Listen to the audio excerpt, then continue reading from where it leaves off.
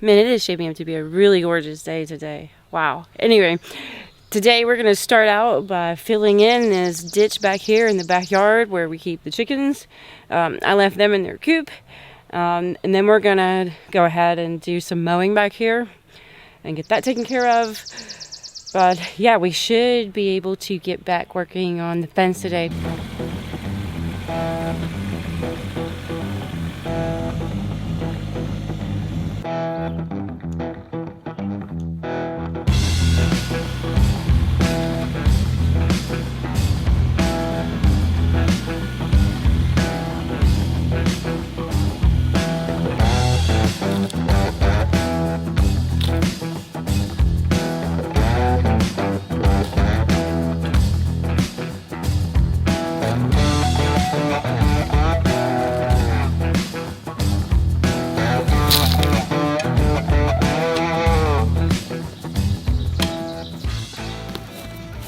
Well, I don't know that that's supposed to go in the hole.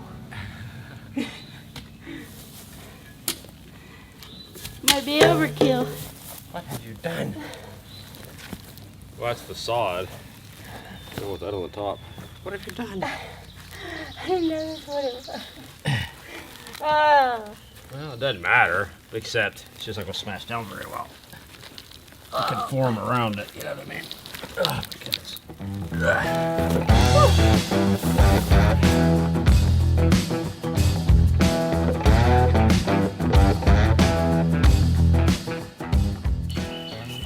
Just tie it around this guy. Yeah, just whatever. Just stick it under there. It doesn't matter.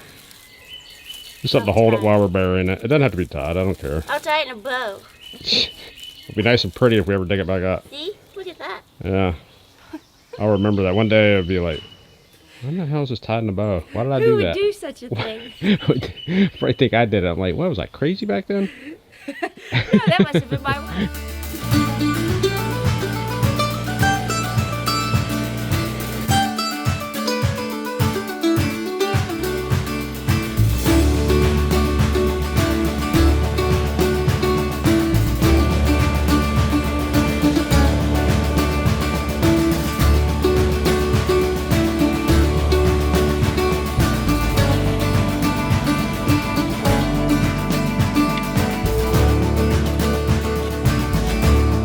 So this is little Uni's cage, and since I only had the one baby chick, I did some reading about like if there was going to be any complications with having just one chick.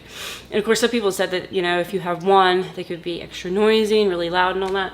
So one of the things that people suggested that you do is put in like a feather duster or something like that.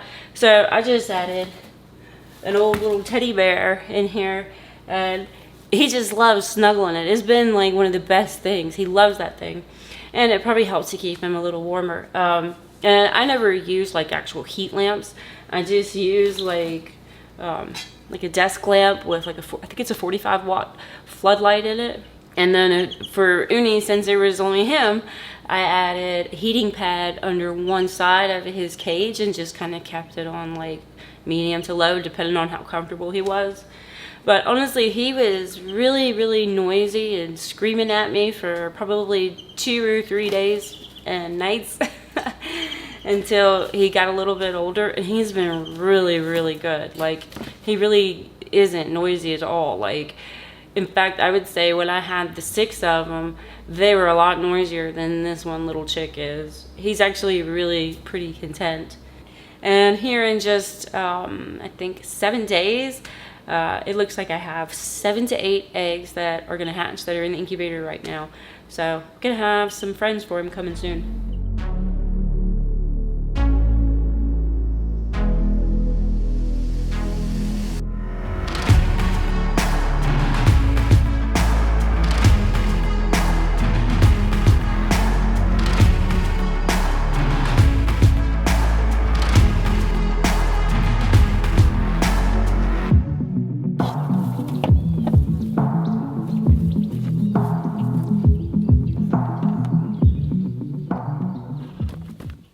So finally, like, I don't know how long it's been, but since we hit that power line and dug our trenches, and finally all that is done.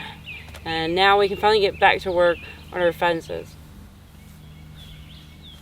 that's not gonna work. We kept getting setback with other things. Yeah. So today I was actually on Bodie mowing. I was weaving in and out of these fence posts because I wanted to get it all mowed so that we could come in here and run fence and everything. Down in the corner end post, I wasn't even thinking, and I was, like I said, I was weaving in and out of these posts mowing, and I come up through and all of a sudden got hit in the head so hard that I couldn't even think straight, and almost like so close to went unconscious. Like I was fighting to stay awake. I was like, I knew like I gotta get the tractor shut off because I'm on this steep hill. I could roll backwards or whatever, and it was like I was so out of it. I could think it, but I couldn't do it. But what happened was the roll bar at the top caught the crossbar, which is ironic now that I just think about it, because we had the episode of we're putting up down at the other end of this same fence. The crossbar almost fell on on my my head, head, and yeah. you said you needed a hard hat, and I think you even titled the video. Yes. That She needs a hard hat. Yeah. So apparently I need a hard hat too. I got a goose egg here, and it's growing because this happened what, an hour or two ago maybe. Yeah. And you got up and finished mowing. Yeah. I mean, it wasn't gonna mow itself. So once I came to enough, yeah, I had to, when you get knocked off the horse, get back in the saddle, as they say, right? So All right. So now we just have to fix what Glenn knocked down. we'll start there.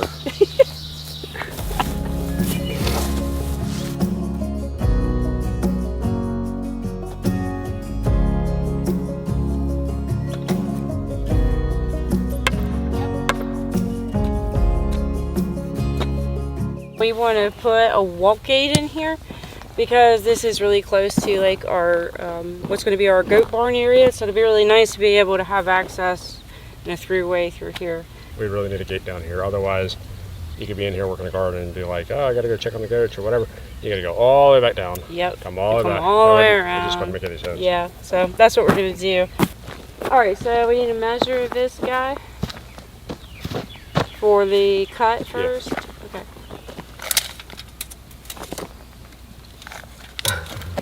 Woman, stop being nasty. You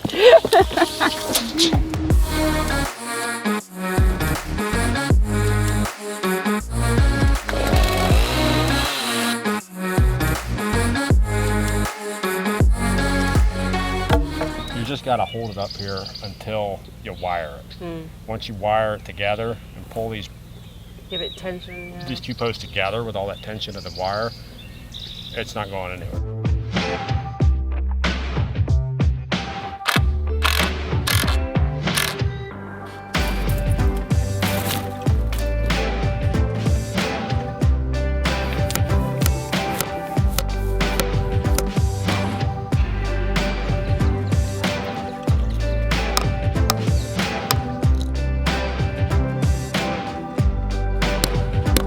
What I'm using here is standard pair of fence pliers. If you notice, it has where you can kind of pry around. You could use other things, and you could probably use channel locks or something for the same thing, I guess. Just probably should cut this off so I quit gouging myself with it. No, you could also use vice grips. I try to hide the vice grips from Tara, by the way, because I try to ban them. They have very limited use, and Tara tries to use them for everything.